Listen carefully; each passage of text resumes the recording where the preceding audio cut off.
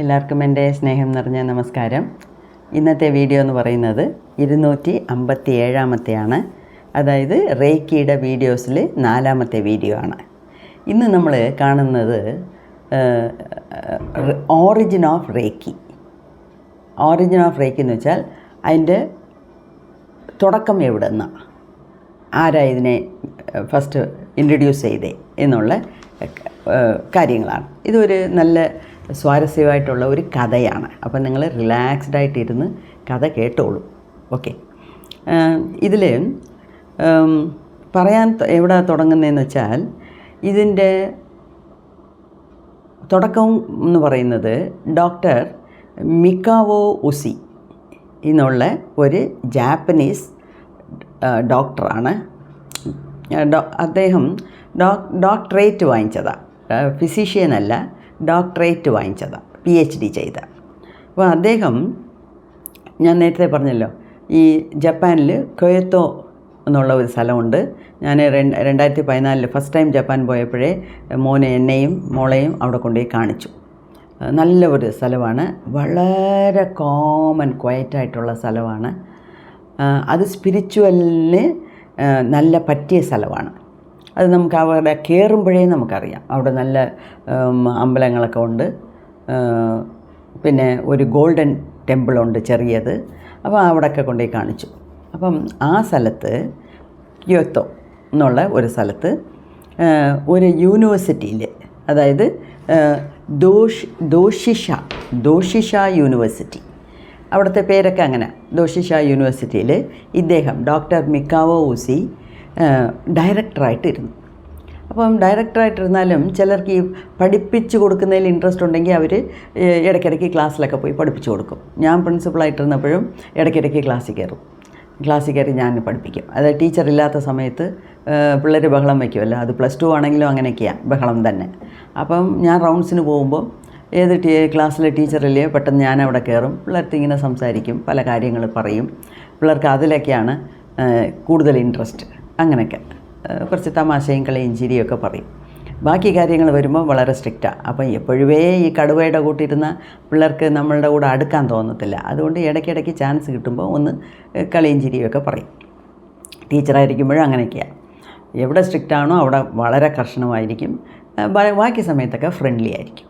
അപ്പം ഇദ്ദേഹം ഈ മിക്കാവോ ഉസി ക്ലാസ്സുകളിൽ പോയി പറഞ്ഞു കൊടുത്തുകൊണ്ടിരുന്നു. അപ്പം ഒരു ദിവസം ക്ലാസ്സിൽ പ്രസംഗിച്ചത് എന്തുവാന്ന് വെച്ചാൽ, ഈ ജീസസ് ക്രൈസ്റ്റിൻ്റെ ഹീലിംഗ് കപ്പാസിറ്റിയെക്കുറിച്ച് പറഞ്ഞുകൊണ്ടിരുന്നു. അപ്പം ഒരു സ്റ്റുഡൻറ്റ് അദ്ദേഹത്തിനെ നോക്കി ഒരു ചോദ്യം ചോദിച്ചു. നിങ്ങൾ ഇത്രയും ജീസസ് ക്രൈസ്റ്റിൻ്റെ ഹീലിംഗ് കപ്പാസിറ്റിയെക്കുറിച്ച് ഇത്രയും നിങ്ങൾ വളരെ വിസ്തരിച്ച് പറയുന്നല്ലോ, നിങ്ങൾക്ക് ആ കപ്പാസിറ്റി ഉണ്ടോ? നിങ്ങൾക്കത് ചെയ്യാൻ പറ്റുമോ എന്ന് ചോദിച്ചു. ആ ഒരു ചോദ്യം ഇദ്ദേഹത്തിനെ വല്ലാതെ ഇട്ട് അലട്ടി എന്ന് വെച്ചാൽ ഫർദറായിട്ട് അതിനെക്കുറിച്ച് ചിന്തിക്കാൻ തുടങ്ങി. എവിടെ ഒരു സ്പാർക്ക്, ഒരു തീപ്പൊറി തട്ടുമെന്ന് നമുക്ക് അറിഞ്ഞൂടല്ലോ. അപ്പോൾ ഈ ഒരു സ്റ്റുഡൻറ്റിൻ്റെ ചോദ്യം ഇദ്ദേഹത്തിന് ഒരു തീപ്പൊറി തട്ടി. അപ്പം ശരിയാണല്ലോ, ജീസസ് ക്രൈസ്റ്റ് ഇത്രയും പേരെ ഹീൽ ചെയ്തു, അപ്പോൾ എനിക്കും എന്തുകൊണ്ട് ചെയ്യാൻ പറ്റത്തില്ല, എനിക്കും ചെയ്യാൻ പറ്റണമല്ലോ എന്നുള്ള ഒരു തോന്നൽ. അപ്പോൾ അതിനെക്കുറിച്ച് ഇദ്ദേഹം ഒരുപാട് ഗവേഷണങ്ങൾ നടത്തി. എന്ന് വെച്ചാൽ എപ്പോഴും ഈ PhD-കാർക്ക് ഇതൊക്കെയാണ് ഇൻട്രസ്റ്റ്. അപ്പം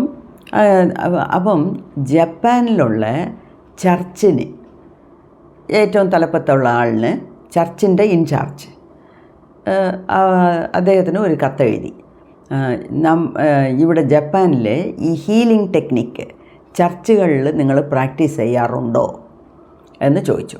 എന്ന് വെച്ചാൽ ചർച്ചിലൊക്കെ ചെയ്യുവാണെങ്കിൽ അത് പോയി പഠിക്കാം എന്നുള്ള രീതിയിൽ. അപ്പം ചർച്ചിൽ നിന്ന് ലെറ്റർ വന്നത്, ഞങ്ങൾ ഇതിലൊന്നും ഇടപെടാറില്ല, നമ്മളിവിടെ അങ്ങും അങ്ങനെയൊന്നും ചർച്ചിൽ ഹീലിംഗ് ചെയ്യാറില്ല എന്നൊരു ലെറ്റർ വന്നു, തിരിച്ച് കത്ത്. അപ്പം ശരി, അവിടെ ചെയ്യാൻ പറ്റിയില്ലെങ്കിൽ പിന്നെ അവിടെ വിട്ടേക്കണം എന്ന് പറഞ്ഞ് ഇദ്ദേഹം ആലോചിച്ച് അമേരിക്കയ്ക്ക് പോയിട്ട് അമേരിക്കയിൽ വേറൊരു ഗവേഷണം നടത്തി തിയോളജി എന്നുള്ള ഒരു സബ്ജക്റ്റിൽ ഡോക്ടറേറ്റ് വാങ്ങിച്ചു. തിയോളജി എന്ന് പറഞ്ഞാൽ ദൈവം, ഇങ്ങനത്തെ കാര്യങ്ങളെക്കുറിച്ചൊക്കെ പറയുന്നതാണ് തിയോളജി. പഴയ ഗ്രന്ഥങ്ങൾ അതിനെയൊക്കെ കുറിച്ച് ഗവേഷണം നടത്തുക. തിയോളജിയിൽ PhD വാങ്ങിച്ചു, സാൻസ്ക്രിറ്റും പഠിച്ചു. അപ്പം നോക്കണേ, സാൻസ്ക്രിറ്റ് അവിടെ പോയി പഠിക്കണമെന്നുണ്ടെങ്കിൽ അദ്ദേഹത്തിന് അത് സാൻസ്ക്രിറ്റിൽ എഴുതിയ കാര്യങ്ങളൊക്കെ പഠിച്ച് മനസ്സിലാക്കണമെങ്കിൽ ആ ഭാഷ പഠിച്ചേ പറ്റൂ എന്നുള്ള സ്ഥിതിയായി. അപ്പോൾ അദ്ദേഹം അതും സന്തോഷമായിട്ട് ഇരുന്ന് പഠിച്ചെടുത്തു. ഓക്കെ, അങ്ങനെ അപ്പം ഇതൊക്കെ ഈ കുറേ ബുക്കുകൾ വായിക്കുമ്പം ഈ ഡോക്ടർ മിക്കാവോ ഉസൈക്ക് എന്ത് തോന്നിയെന്ന് വെച്ചാൽ, അതായത് ഗൗതമ ബുദ്ധൻ ചെയ്ത ഹീലിങ്ങിനും ജീസസ് ക്രൈസ്റ്റ് ചെയ്ത ഹീലിങ്ങിനും ഒരു വ്യത്യാസവും ഇല്ല, ഒരേപോലെയാണ്. രണ്ടുപേരും അവരുടെ കണ്ണിൻ്റെ മുമ്പേ ഉള്ളവരെ ഹീൽ ചെയ്തു, ദൂരെ കണ്ണിന് കാണാത്ത സ്ഥലത്തുള്ളവരെ ഹീൽ ചെയ്തു, ഇങ്ങനെ തൊട്ട് ഹാൻഡ്സ് ഓൺ ഹീലിംഗ് ചെയ്തു. ഇപ്പം ദൂരെയുള്ളവരെ തൊടാൻ പറ്റത്തില്ല, അങ്ങനെ ദൂരെയുള്ളവരെയും ഇവർ രണ്ടുപേരും ഒരുപോലെ ഹീൽ ചെയ്തു. അപ്പോൾ എന്തൊക്കെയോ സിമിലാരിറ്റീസ്, അതായത് ഒത്തുപോകുന്ന ഒരു രീതി ഉണ്ടല്ലോ. അപ്പം നേരത്തെ ജീസസ് ക്രൈസ്റ്റിനെ മാത്രമാണ് ഇദ്ദേഹം പഠിച്ച് ക്ലാസ്സൊക്കെ പറഞ്ഞു കൊടുത്തോണ്ടിരുന്നത്. ഇപ്പം ബുദ്ധനും ഇങ്ങനെയാണ്. അപ്പോൾ വൈ നോട്ട് എനിക്കെന്തുകൊണ്ട് പറ്റൂല എന്നുള്ള ഒരു തോന്നലാണ് ഇദ്ദേഹത്തിന് കൂടുതൽ. അപ്പം ഇദ്ദേഹം പറയുന്നത്,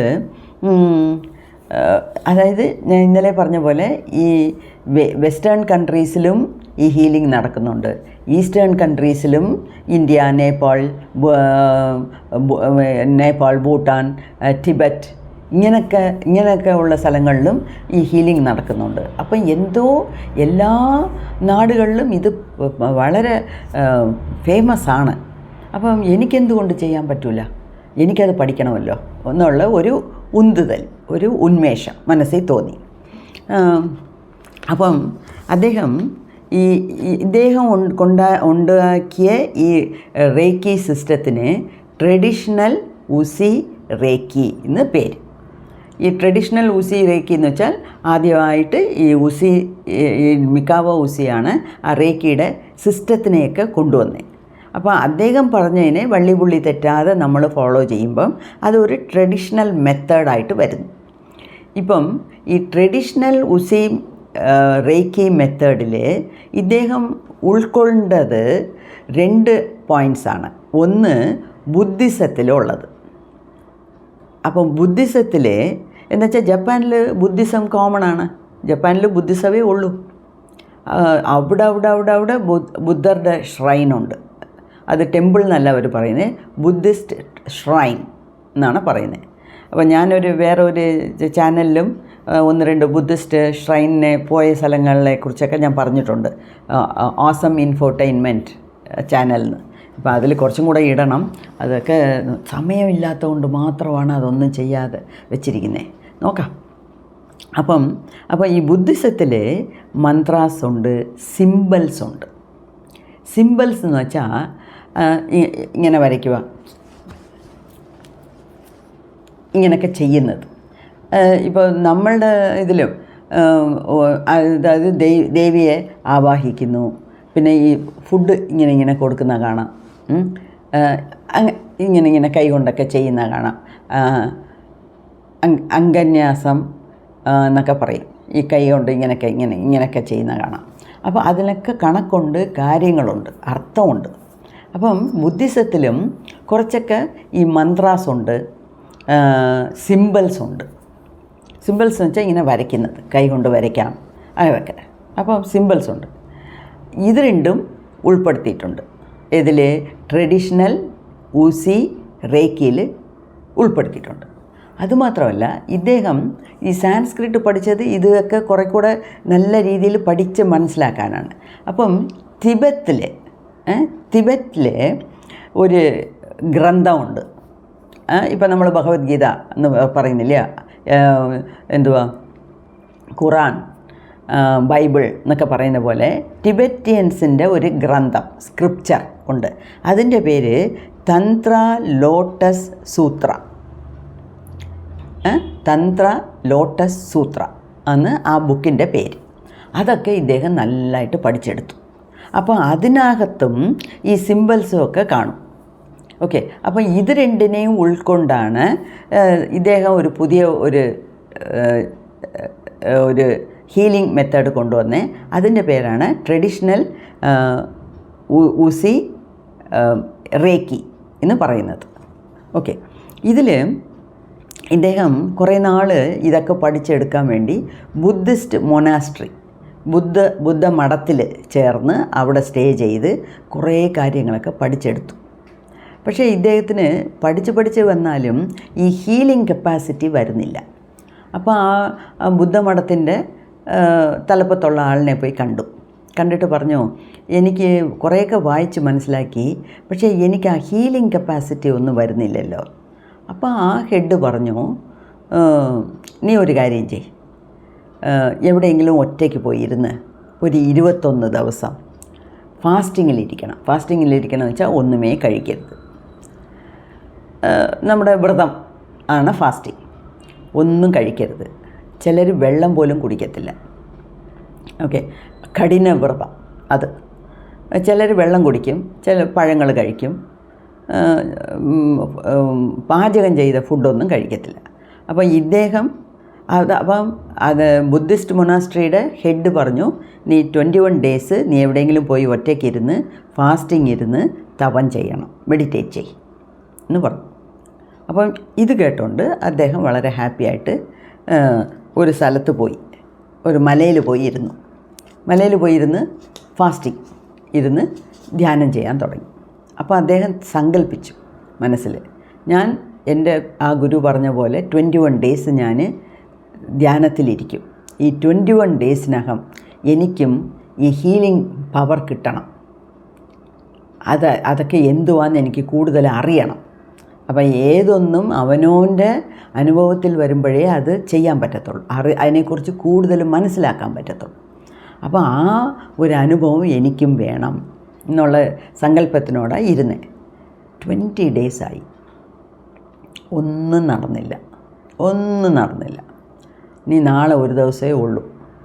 അപ്പോൾ അദ്ദേഹം സങ്കല്പിച്ചു വീണ്ടും, നാളെ ഒരു ദിവസം കൂടെ ഉള്ളൂ, നാളെയും കൂടെ എനിക്കൊന്നും സംഭവിച്ചില്ലെങ്കിൽ ഞാൻ ഈ മലയുടെ മേളിൽ നിന്ന് ചാടി മരിക്കും, ഇനി ഞാൻ ജീവിച്ചിരുന്നിട്ട് കാര്യമില്ല എന്നുള്ള ഒരു സങ്കല്പം ചെയ്തുകൊണ്ട് തുടർന്ന് ധ്യാനത്തിലിരുന്നു.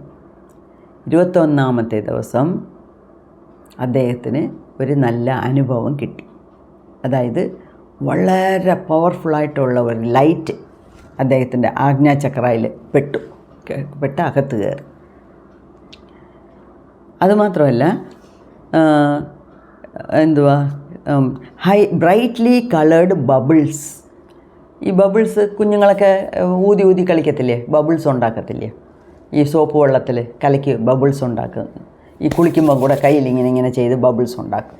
അതുപോലെ അദ്ദേഹത്തിന് പല കളറിൽ ബബിൾസ് ഇങ്ങനെ അകത്ത് കയറും. ഈ ആജ്ഞാചക്ര വഴിയ ബബിൾസ് തിക്കായിട്ട് കട്ടയായിട്ട് ബബിൾസ് ഇങ്ങനെ അകത്ത് കയറുന്നു.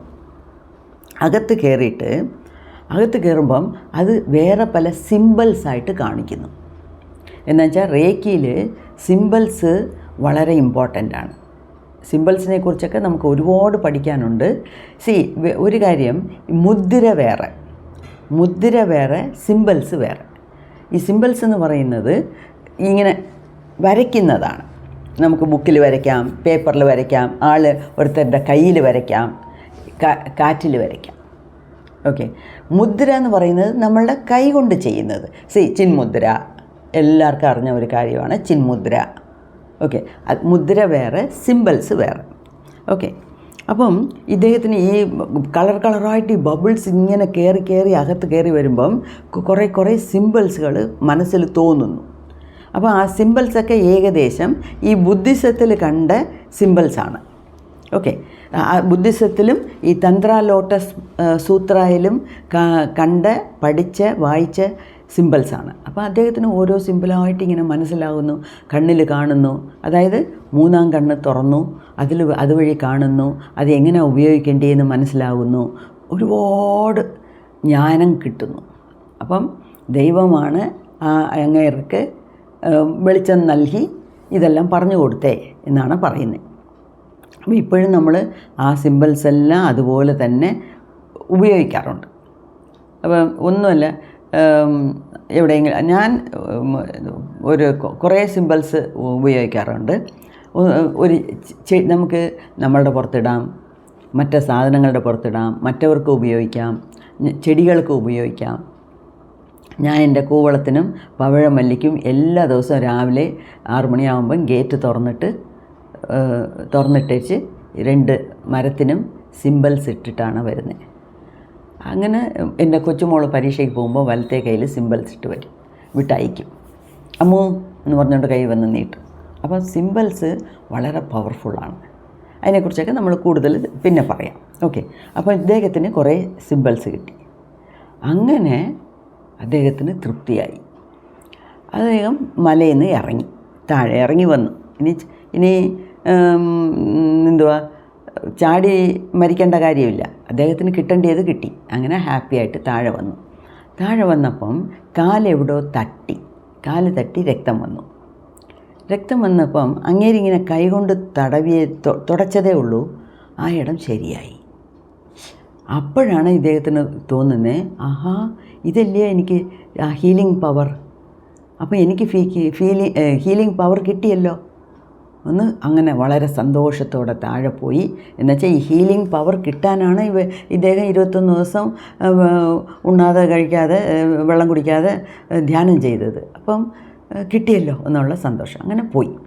അപ്പം സ്വയം ഹീൽ ചെയ്യാൻ പറ്റി എന്നുള്ള ഒരു ഇൻഡിക്കേഷനാണ് അത്. പിന്നെ താഴെ ഇറങ്ങി കുറച്ച് ആളുകൾക്കെല്ലാം ഹീൽ ചെയ്യാൻ നോക്കിയപ്പം അങ്ങേർക്ക് പറ്റുന്നു. അപ്പോൾ അങ്ങേർക്ക് നല്ല ബോധ്യമായി.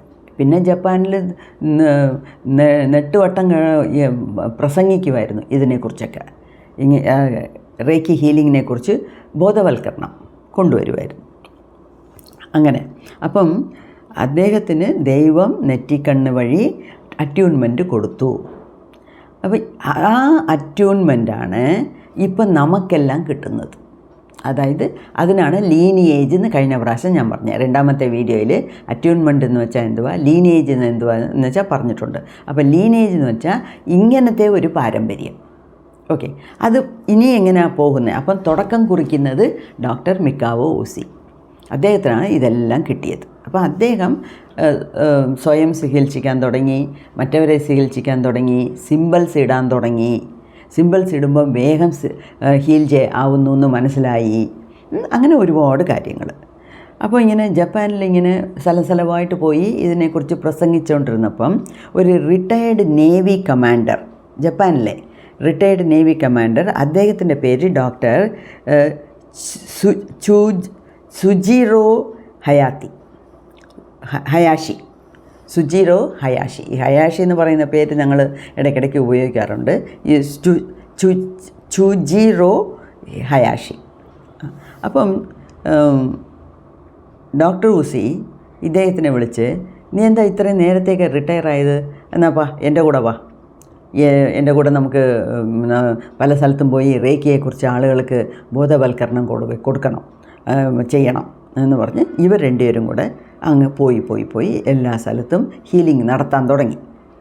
അങ്ങനെ ഈ ഹയാഷിക്ക് ഇദ്ദേഹം അറ്റ്യൂൺമെൻറ്റ് കൊടുത്തിട്ട് 1930 ഡോക്ടർ മിക്കാവോസി മരിച്ചു. അപ്പം അടുത്തത് ഡോക്ടർ ഹയാഷി ഇദ്ദേഹത്തിൻ്റെ വാരിസായിട്ട് വന്നു. ഓക്കെ.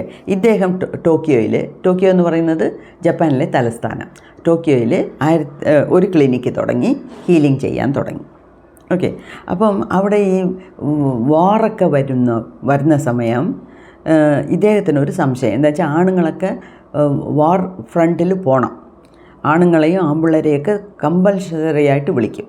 അപ്പോൾ ഇദ്ദേഹം എന്തോ ചെയ്തു, അദ്ദേഹത്തിൻ്റെ വൈഫ് ചി ഹയാഷി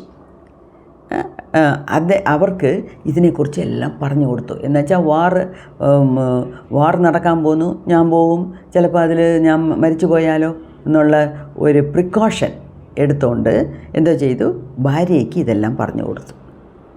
അതുമാത്രമല്ല, നേരത്തെ ഇദ്ദേഹത്തിന് പേഷ്യൻ്റായിട്ടിരുന്ന ഒരു ഹവായോ തക്കാറ്റ എന്നുള്ള ഒരു സ്ത്രീക്കും ഇത് പറഞ്ഞു കൊടുത്തു. ആ സ്ത്രീയുടെ കഥ എന്തുവാന്ന് വെച്ചാൽ, അവരുടെ പേര് ഹവായോ തക്കാട്ട. അപ്പോൾ അവർ ഹവായ് ഐലൻഡിലാണ് ജനിച്ചത്. ഈ ഹവായ് ഐലൻഡ് എന്ന് പറയുമ്പോൾ നമുക്ക് ഹവായ് ഐലൻഡ് എന്ന് പറയുന്നത് വളരെ ബ്യൂട്ടിഫുൾ പ്ലേസാണ്. ഞാനവിടെ പോയിട്ടില്ല, പക്ഷേ ഒരുപാട് പേര് അവിടെ പോകുന്നുണ്ട്.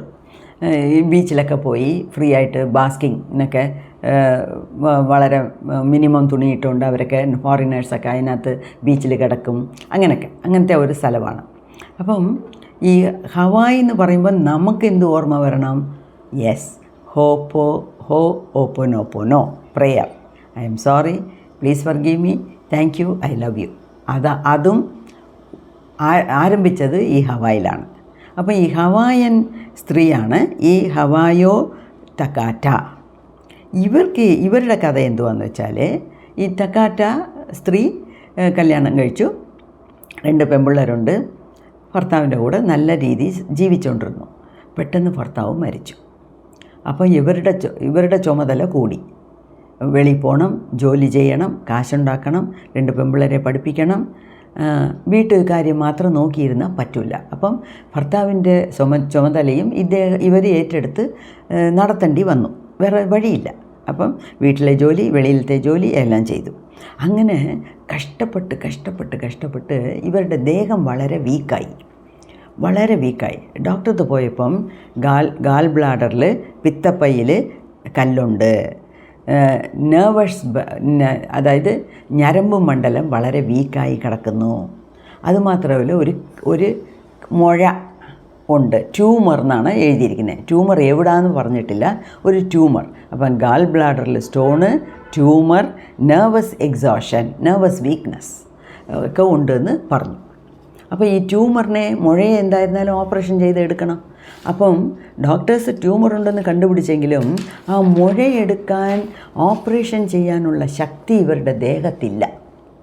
അപ്പം ഡോക്ടേഴ്സ് പറഞ്ഞു, നിങ്ങളൊരു കാര്യം ഈ ഹോസ്പിറ്റലിൽ തന്നെ സ്റ്റേ ചെയ്ത് നല്ല ഫുഡൊക്കെ കഴിച്ച് നിങ്ങളുടെ ദേഹ ആരോഗ്യം കുറച്ചുകൂടെ മെച്ചപ്പെടുത്തണം, അപ്പോഴേ നമുക്ക് ഓപ്പറേഷൻ ചെയ്ത് ആ മുഴയെടുക്കാൻ ഒക്കത്തുള്ളൂ എന്ന് പറഞ്ഞു. ശരിയെന്ന് ഇവരവിടെ സ്റ്റേ ചെയ്തു. കുറച്ച് ബെറ്ററായി. അപ്പം അടുത്ത ഒരു ദിവസം ഓപ്പറേഷൻ്റെ തീയതി നിശ്ചയിച്ച് ഡോക്ടേഴ്സൊക്കെ എല്ലാം റെഡിയാക്കി വെച്ചിരിക്കുന്നു. ഈ ഓപ്പറേഷൻ നടക്കുന്നതിൻ്റെ തലേ ദിവസം ഈ തക്കാറ്റയ്ക്ക് ഒരു ഉൾവിളി ശബ്ദം കേൾക്കുന്നു. ആരോ സംസാരിക്കുന്നു, നിനക്ക് നാളെ ഈ ഓപ്പറേഷൻ്റെ ആവശ്യമില്ല, അത് ചെയ്യരുത് എന്ന് കാതിനകത്ത് ആരോ പറയുന്ന പോലെ. അപ്പോൾ ഇതൊക്കെ ചുമ്മാ, നാളെ ഓപ്പറേഷനില്ല, അപ്പം മനസ്സ് പലതും പറയും എന്ന് പറഞ്ഞ് ഇവരതിനെ തള്ളിക്കളഞ്ഞു. വീണ്ടും ഒരു ഉൾവിളി, don't do the operation, it's not necessary എന്നാണ് പറയുന്നത്, അതിൻ്റെ ആവശ്യമില്ല എന്ന്. ശരി. പിന്നെ അവരിങ്ങനെ ആലോചിച്ചു. അടുത്ത ദിവസം സർജനെ കണ്ടു. സർജൻ്റെ അടുത്ത് പറഞ്ഞു, എനിക്കിങ്ങനെ എൻ്റെ ഒരു മനസ്സ് പറയുന്നു, എൻ്റെ ട്യൂമർ, എൻ്റെ കട്ടിക്ക് സർജറി ആവശ്യമില്ല എന്ന് പറയുന്നു, വേറെ എന്തെങ്കിലും മാറ്റുമരുന്നുണ്ടോ ഡോക്ടറെ എന്ന് ചോദിച്ചു. അപ്പോൾ ആ ഡോക്ടർ ആരുടെ കാര്യം പറഞ്ഞേ, അതായത് ഉസി കൊടുത്ത് അറ്റ്യൂൺമെൻറ്റ് കൊടുത്ത ഈ ഹയാഷി, ടോക്കിയോയിൽ ഒരു ക്ലിനിക്ക് ഉണ്ടെന്ന് പറഞ്ഞില്ലേ, ആ ക്ലിനിക്കിൽ പോകാൻ പറഞ്ഞു. അവർ പറഞ്ഞു, ഡോക്ടർ പറഞ്ഞു, ഈ ടോക്കിയോയിൽ ഹയാഷിയുടെ ഒരു ക്ലിനിക്കുണ്ട്, അതിൽ എൻ്റെ സഹോദരി അവിടെ പോയി ഹീൽ ചെയ്തുകൊണ്ട് വന്നു. അതുമാത്രമല്ല അവിടെ അവർ അറ്റ്യൂൺമെൻറ്റും എടുത്തു. അപ്പം നിങ്ങൾ അവിടെ പോയി ഹീൽ ചെയ്തോ എന്ന് പറഞ്ഞു. അപ്പോൾ സ്വന്തം സഹോദരിക്ക് ഹീലായി, അറ്റ്യൂൺമെൻറ്റ് കിട്ടി, അവരും ഇപ്പം മറ്റവരെ ഹീൽ ചെയ്യുന്നു. അപ്പോൾ ആ ഒരു ഉറപ്പിൻ്റെ പേരിൽ സർജൻ അങ്ങനെ പറഞ്ഞു. തൻ്റെ സ്വന്തം സഹോദരിക്ക് നല്ലത് നടന്നുകൊണ്ട് അപ്പോൾ സർജൻ പറഞ്ഞു, നിങ്ങൾ അവിടെ പോ, ഹയാഷിയുടെ ക്ലിനിക്കിൽ പോകുന്നു. അങ്ങനെ ഇവർ അടുത്ത ദിവസം തന്നെ ഹയാഷിയുടെ ക്ലിനിക്കിൽ പോയി അവിടെ 4 മാസം നിന്ന് ഹീലിംഗ് എടുത്ത് കംപ്ലീറ്റായിട്ട് പരിചിതം മാറി, നല്ല ഹെൽത്തായി. അപ്പോൾ ഇവർക്ക് റേക്കി ഹീലിങ്ങിൽ ഭയങ്കര ഇൻട്രസ്റ്റ്, വിശ്വാസം വന്നു.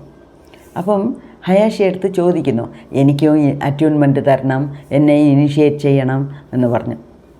ആദ്യമൊക്കെ അദ്ദേഹം നോ പറഞ്ഞു. എന്താ വെച്ചാൽ അവർ ജപ്പാൻ ആളല്ല, ജാപ്പനീസ് അല്ല, അവർ ഹവായിയിൽ നിന്ന് വന്ന ആളാണ്. അപ്പം വരത്തരുന്നുള്ള ഒരു രീതിയിൽ നിങ്ങൾ വേറെ സ്ഥലത്തൊന്നും ഒന്നുമല്ല, അപ്പം നിങ്ങൾക്ക് അറ്റ്യൂൺമെൻറ്റ് തരാൻ പറ്റില്ല എന്ന് പറഞ്ഞു. അപ്പോൾ ഇവർ എങ്ങനെയൊക്കെയോ അവിടെ നിന്ന് കൈയും കാലും പിടിച്ച് ലെവൽ 1ൻ്റെ അറ്റ്യൂൺമെൻറ്റ് 1936 ലെവൽ 2വിൻ്റെ അറ്റ്യൂൺമെൻറ്റ് 37 ലെവൽ 3യുടെ 38 അപ്പം തന്നെ ഇവർ ഹവായിക്ക് തിരിച്ച് വന്ന് അവിടെ ക്ലിനിക്ക് തുടങ്ങി, റേക്കി ഹീലിങ്ങിൻ്റെ ക്ലിനിക്ക് തുടങ്ങി. ഓക്കെ, പിന്നെ ഇവർ അവിടെയൊക്കെ നല്ല ഒരുപാട് പേർക്ക് ചികിത്സ ചെയ്ത് നന്നായി ഗുണപ്പെടുത്തി സുഖപ്പെടുത്തി US, കാനഡ അങ്ങനെ പല സ്ഥലങ്ങളിലും പോകാൻ തുടങ്ങി. അങ്ങനെ ആ ഹീലിംഗ് കപ്പാസിറ്റി അവർക്ക് കിട്ടി. അപ്പം ഇതിൻ്റെ പേരാണ് ലീനിയേജ്. പാരമ്പര്യം എന്ന് വെച്ചാൽ അച്ഛൻ മകൻ്റെ മകൻ, അതൊരു പാരമ്പര്യം. ഇതും ഒരു ലീനിയേജാണ്. അതായത് ഡോക്ടർ മിക്കാവോ ഉസി ഹയാഷിക്ക് തന്നു, ഹയാഷി തക്കാട്ടായ്ക്ക് തന്നു. ഓക്കെ, അങ്ങനെ എല്ലാവരും ഇത് ചെയ്തുകൊണ്ടിരുന്നു. ഓക്കെ, അങ്ങനെ ഇത് പിന്നെ ഒരുപാട് ഈ റേക്കിയുടെ ഗുണങ്ങൾ, റേക്കി ഹീലിംഗ് അത് കാണിക്കുന്ന അതിശയം, അത് ചെയ്യുന്ന നല്ലത് എല്ലാവർക്കും പരവി. എന്നുവെച്ചാൽ ഞാൻ നേരത്തെ പറഞ്ഞ പോലെ അപ്പം ഒരു ആൻറ്റിബയോട്ടിക് കൂടെ ഇല്ലാത്ത സമയം, ഒരു ആധുനിക സംവിധാനവും ഇല്ല. ഒരു ഓപ്പറേഷനൊക്കെ ചെയ്യുമ്പോൾ പച്ചക്കാണ് ഇരുന്ന് വെട്ടി കീറിയിട്ട് ആൻറ്റിബയോട്ടിക് പോലും ഇടാതെ ഇരിക്കുമ്പം അത് തന്നെത്താനെ ഹീലായാൽ ഉണ്ട്, അല്ലെങ്കിൽ പുഴു പിടിച്ച് അവർ മരിക്കും. അതുകൊണ്ട് ഇൻഫെക്ഷൻ ആകുമ്പം ബ്ലഡിൽ ടോക്സിൻസ് ചേരുമ്പം അങ്ങനെയൊക്കെ എത്രയോ ആയിരക്കണക്കാன ആൾക്കാർ മരിക്കുന്ന സമയമായിരുന്നു. അപ്പോൾ ആ സമയത്ത് ഈ റേക്കി ഹീലിംഗ് എന്ന് പറയുമ്പം വളരെ എല്ലാവർക്കും ഒരു ആശ്വാസം തരുന്ന ഒരു സംഗതിയായിരുന്നു. ഓക്കെ, സോ ഇങ്ങനെയാണ് നമ്മുടെ ഡോക്ടർ മിക്കാവോ ഉസിയുടെ reiki, traditional Usui reiki system ആരംഭിച്ചത്. ഓക്കെ, അത് ഇന്ന് വരെ തുടരുന്നു. അപ്പോൾ ഡോക്ടർ മീനാക്ഷി എൻ്റെ ഗുരു, അവർ പലരിടത്തും പോയി അറ്റ്യൂൺമെൻറ്റ് വാങ്ങിച്ചു, അവരെനിക്ക് അറ്റ്യൂൺമെൻറ്റ് തന്നു. പിന്നെ ഇപ്പം ഞാൻ ലെവൽ 1 തൊട്ടേ വേറൊരു റേക്കി ഗ്രാൻഡ് മാസ്റ്റർ അടുത്ത് ഞാൻ പഠിക്കുന്നുണ്ട്. അപ്പോൾ ലെവൽ 1 ലെവൽ 2 തീർന്നു, ലെവൽ 3 നടന്നുകൊണ്ടിരിക്കുന്നു. പിന്നെ ലെവൽ 4 അടുത്ത മാസം തുടങ്ങും. ലെവൽ 4ൽ ഗ്രാൻഡ് മാസ്റ്ററിൻ്റെ അറ്റ്യൂൺമെൻറ്റ് കിട്ടും. അങ്ങനെ ആകുമ്പം എനിക്ക് എന്നെ ഇപ്പോഴൊക്കെ എനിക്ക് എന്നെ ചികിത്സിക്കാൻ ഞാൻ വീട്ടിലുള്ളവർക്കൊക്കെ ചെയ്യുന്നുണ്ട്, വെളിയിലുള്ളവർക്ക് വേണമെങ്കിലും ചെയ്യാം. ചെടിക്കും മരത്തിന് പെറ്റ്സിന് ആർക്ക് വേണമെങ്കിലും ചെയ്യാം.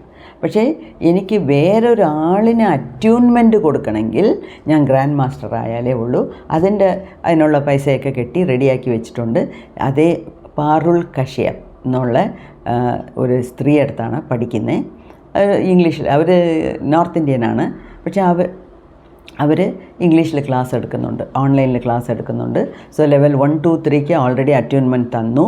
അത് ഓൺലൈനിലായാൽ പോലും എനിക്ക് നല്ല രീതിയിൽ ഫീൽ ചെയ്യാൻ പറ്റി. അതാണ് അതിൻ്റെ പ്രത്യേകത. ഓക്കെ, ഈ ലെവൽ 4 അറ്റ്യൂൺമെൻറ്റും എനിക്ക് ഓൺലൈനിലാണ്. അവർ ഡേറ്റും കാര്യങ്ങളൊക്കെ നേരത്തെ പറഞ്ഞു വെച്ചിട്ടുണ്ട്. ആ സമയത്ത് രാവിലെ അവർ 5 മണിക്കൊക്കെ അറ്റ്യൂൺമെൻറ്റ് തരും. അപ്പോൾ നമ്മൾ നേരത്തെ വെളുപ്പാൻ രാവിലെ എണീച്ച് കുളിച്ച് വിളക്കൊക്കെ കത്തിച്ച് വളരെ അതിൻ്റേതായ ഗൗരവത്തിൽ ആ അറ്റ്യൂൺമെൻറ്റിനെ സ്വീകരിക്കണം. ഓക്കെ, സോ ഇതാണ് റേക്കിയുടെ തുടക്കം. ഓക്കെ, ശരി. വേറെ പല കാര്യങ്ങൾ അടുത്തടുത്തുള്ള വീഡിയോകളിൽ നമുക്ക് കാണാം. ഓക്കെ, നന്ദി, നമസ്കാരം.